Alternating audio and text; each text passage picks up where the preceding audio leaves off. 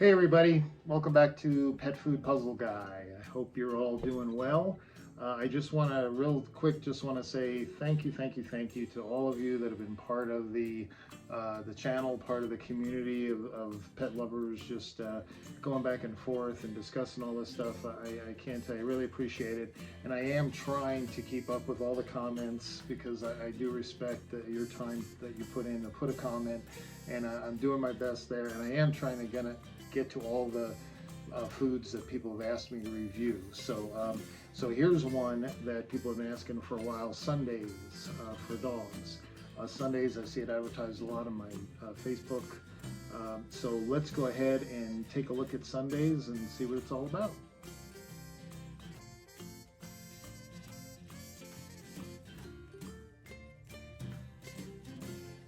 Okay, so Sundays, food for dogs. I love the powder blue box. This one actually is their chicken flavor. They have beef and turkey, I think, but we're just gonna, as I've said before on my channel, I try to stick just with chickens. This way we're not getting into comparing exotic ingredients and the nutrients they might deliver. I want to kind of just stick with the basics and go from there. So anyway, it's Sunday's Sunday's food for dogs. And I went to their website just to kind of check out, see what information they offer, what their marketing is. And it's kind of interesting. I'll put it up here. Our co-founder and chief veterinary officer, Dr. Tori Waxman, started Sundays as a solution to her own everyday problem. She couldn't find a dog food that was as nutritious and fresh as home-cooked meals and as convenient as dry food. And that's how Sundays, the first fresh air dried food of its kind, was born. So she obviously, I guess, before coming up with this, was home cooking for her pet. Hopefully she had a good balanced recipe from somebody that knows what they're doing. But she either, I guess, got tired of that because it's pretty it's pretty time consuming, I would imagine.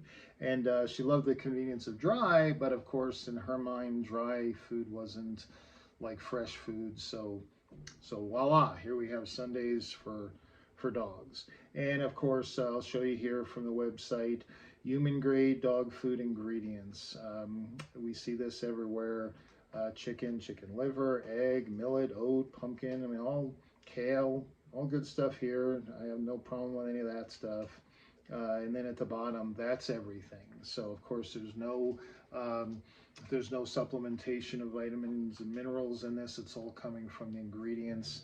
I guess you guys probably know I have a problem with that, because if you go to the video that shows minerals in particular, they all, if they're at exact levels, they all interact with each other. They all provide optimal nutrition, and you can end up with deficiencies and excesses, not because of that mineral, but because the other is acting on it. So just using fresh ingredients, I find it almost impossible how you can have a consistent and perfectly balanced vitamin mineral complex. So, but anyway, that's what they're doing here. And again, you can see from their ingredient panel, it's just all great stuff, and that's what they're going after here. Here's another page. We've spent 3 years. It's funny, the other food I just reviewed had spent 3 years too. What food was that? I forget now, the last video. We've spent 3 years, oh, Maeve, that's right, it was Maeve. Sorry, I'm just going on tangent here today. We've spent 3 years and over 17 formulations improving flavor, texture, and digestibility based on your observations, dogs' habits, and the latest scientific research. So they are looking at the scientific research out there, and I have to say this to defend the big guys that get demonized all the time. Much of that research that you see was either done or funded by Hills, Royal Canin, Purina. You know, it's just, sorry, but they really are the standard of the information out there besides other studies. We've arrived at what we think is the world's healthiest and most convenient dog food. So this is air dried, so you just have to feed it. You don't have to keep it in your freezer. You don't have to mix it or prep it or anything. So it's definitely nice and convenient as dry. The question is, and you guys know I ask this all the time, How is it the healthiest? What makes it the healthiest? Well, it helps promote good health, to maintain good health, and just as important, it helps reduce the risk of disease, especially age-related diseases. So that's what I consider the healthiest. So what do you think? You think Sundays is going to stack up and look good here, or is it going to be another one that we're going to say, well, I think I'll pass on this? Well, let's take a look. Okay, so first of all, I'm going to make this really easy, and this is something I guess I should be saying all my videos. You can just go to the AAFCO statement on the bag right away and know whether that's a food that is in contention for you to decide to feed or one that should be a hard pass. And so in their frequently asked questions, one of the questions is, if the food is complete and balanced, what life stage is it intended? And so this is their answer.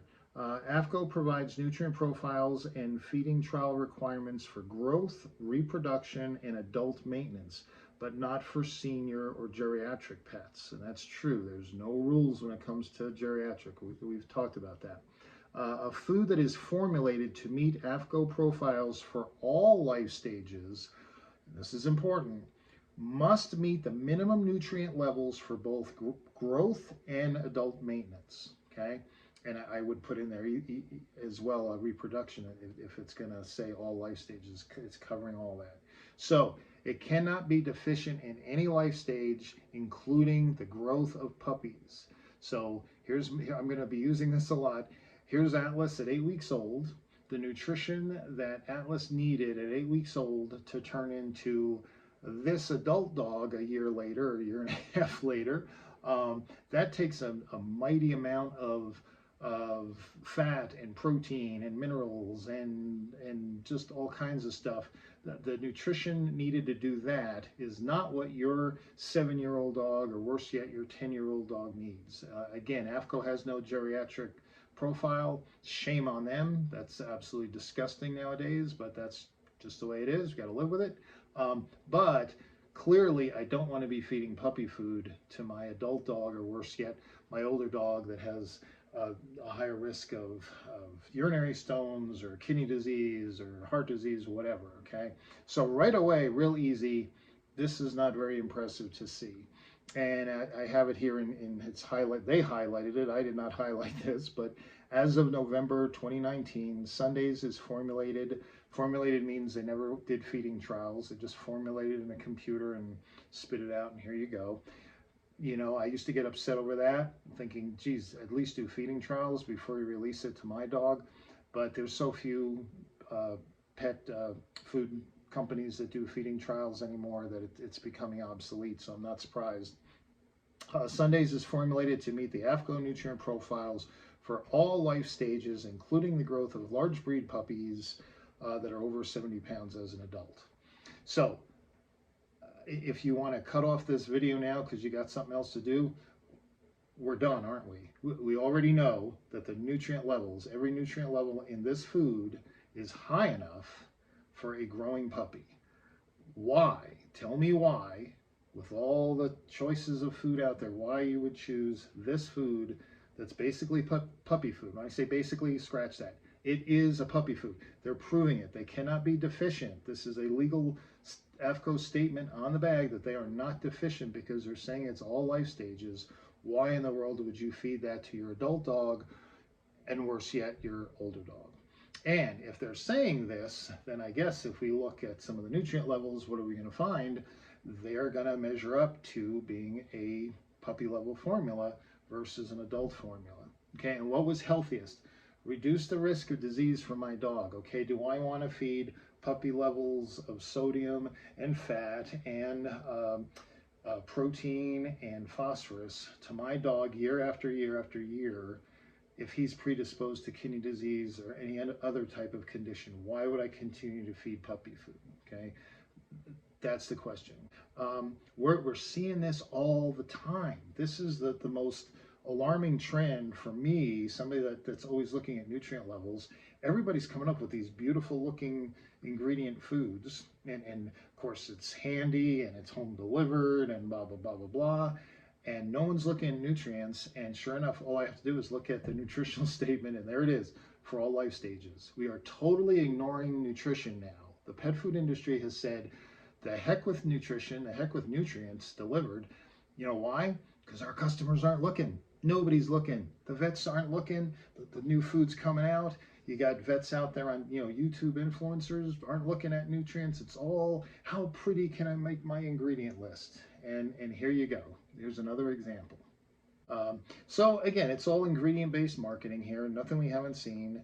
And let's go ahead. We already said it's for all life stages, but here you go. Let's look at the nutrient levels. Okay, so their website said that you could call them to get the actual nutrient levels, even in grams per 100 kcal. Said it right there on their website. So I was pretty excited about that. Gave them a call. The gal was very nice, but she was not able to find the grams and milligrams per 100 kcals, only the dry matter percentage, which is the next best thing. So let's go ahead and see how healthy the nutrient levels are in this diet. So first of all, the protein came in at 47.6. So 47%, almost 48% protein. You guys remember, you're going to start memorizing. I have them memorized now because we've done this so often. In the Small Animal Clinical Nutrition textbook, what is the optimal level of protein on a dry matter basis for a canine? It's 15% minimum up to 30%. This is at almost 48%. So right away we see excess protein, which makes total sense because what? This is a puppy food, it's not adult food. Let's look at calcium and phosphorus. If you remember, in Small Animal Clinical Nutrition, the minimum was 0.5 up to 1.0. What do we find? The calcium is 1.47. So excessive in calcium, which again makes sense because we can grow puppies with this food. Phosphorus, the range is 0.4 to 0.8 for phosphorus for optimal levels.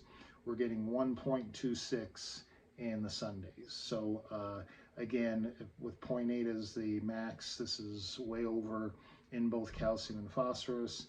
If we look at sodium, we see it's 1.0.